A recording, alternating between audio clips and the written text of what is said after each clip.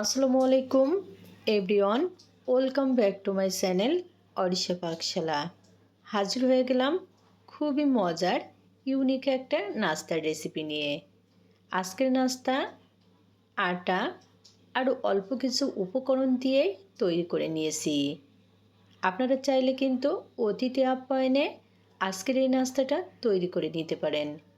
খেতে অসাধারণ আর তৈরি করাও খুবই সহজ। তো আশা করছি আপনাদের কাছে খুবই ভালো লাগবে এবং সহজ লাগবে। তাহলে চলুন দেখে নিই আমি নাস্তাটা কিভাবে তৈরি করছি। নাস্তা তৈরির জন্য লাগবে ডিম। তো শুরুতে বলে নিয়ে নিচ্ছি 2টি ডিম। ডিম যদি ফ্রিজে থাকে অবশ্যই নাস্তা তৈরির 10 মিনিট আগে বের করে রাখতে হবে। নিয়ে নিলাম স্বাদ মতো লবণ, 1 টেবিল চামচ চিনি, 1 চিমটি এলাচ পাউডার। এখন চিনি না গলা পর্যন্ত এরকম অনবরত নেড়েচেড়ে মিশিয়ে নিচ্ছি। দেখুন বেশ কিছুক্ষণ নেড়েচেড়ে নেওয়ার ফলে চিনি কিন্তু গলে গেছে আর সেই সাথে ডিমের কালারটাও চেঞ্জ হয়ে গেছে। এখন নিয়ে নিচ্ছি 300 গ্রাম দুধ। দুধ কিন্তু আগে থেকে জাল করে ঠান্ডা করে নিয়েছি। এখন এর ভিতরে নিয়ে নিচ্ছি আটা। আমি কিন্তু নাস্তাটা আটা দিয়েই তৈরি করছি। বেশিরভাগ নাস্তা আমি আটা দিয়েই তৈরি করে থাকি, কারণ আটাটা অনেক বেশি হেলদি। তবে আপনারা চাইলে কিন্তু আটার পরিবর্তে ময়দাও নিতে পারেন। এখানে সব মিলিয়ে আমার 300 গ্রাম পরিমাণ আটা লাগছে। আর একটা কথা হচ্ছে, এই ব্যাটারটা অবশ্যই একটু সময় নিয়ে তৈরি করতে হবে, যেন এর ভিতরে কোনো দলা না থাকে।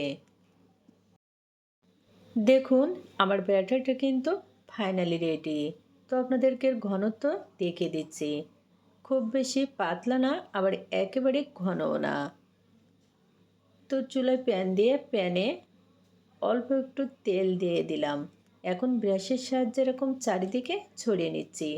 তেল গরম হয়ে গেছে, ব্যাটার দিয়ে দিচ্ছি।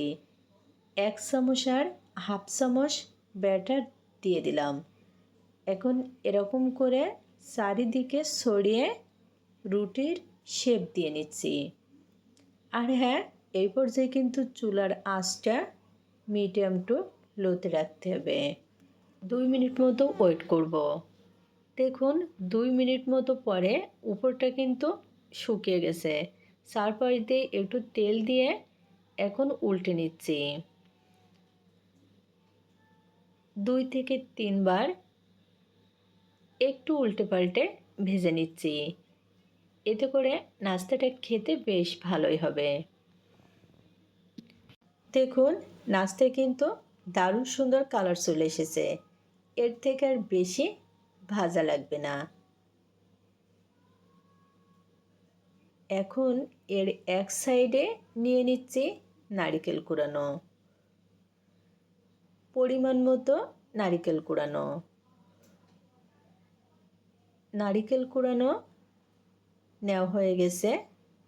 এখন এই নারকেল কুড়ানোর উপরে দিয়ে দিচ্ছি চিনি, হাফ টেবিল চামচ চিনি।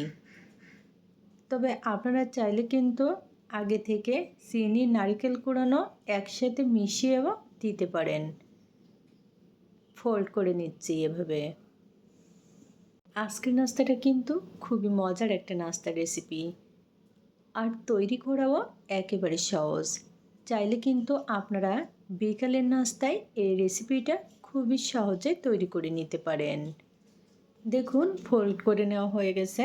এখন 1 মিনিট মতো লো আঁচে উল্টে পাল্টে একটু ভেজে নিচ্ছি। এতে করে চিনিটা গলে যাবে। নাস্তা কিন্তু এখন রেডি। তো তুলে নিচ্ছি। আজকে কিন্তু খুবই সহজভাবে অল্প উপকরণ দিয়ে মজার একটা নাস্তার রেসিপি আপনাদের সাথে শেয়ার করলাম। আশা করছি খুবই ভালো লেগেছে। যদি ভালো লাগে ট্রাই করে দেখবেন। আবারও দেখা হবে নতুন কোনো রেসিপি নিয়ে। আল্লাহ হাফেজ।